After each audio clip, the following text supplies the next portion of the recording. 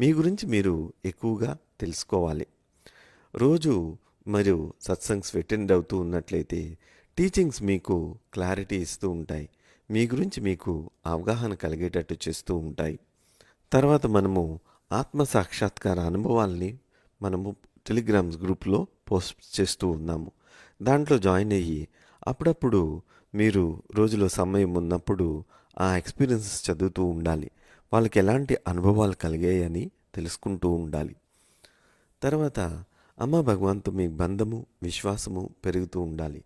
అప్పుడు ఆ ధైర్యంతోని మీరు జీవితంలో ప్రతిఘటించడము ఆపి ప్రవహించడం అనేది జరుగుతూ ఉంటుంది. అంతేకాకుండా కుటుంబంలో బంధాలు మీరు ఇంప్రూవ్ చేసుకుంటూ ఉండాలి.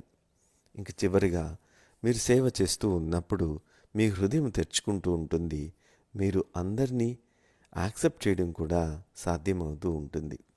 ఈ చిన్న టిప్స్ మీరు పాటిస్తూ ఉన్నట్లయితే మీరు జీవితాన్ని అంగీకరించటము స్వీకరించటము అనేది జరుగుతూ ఉంటుంది.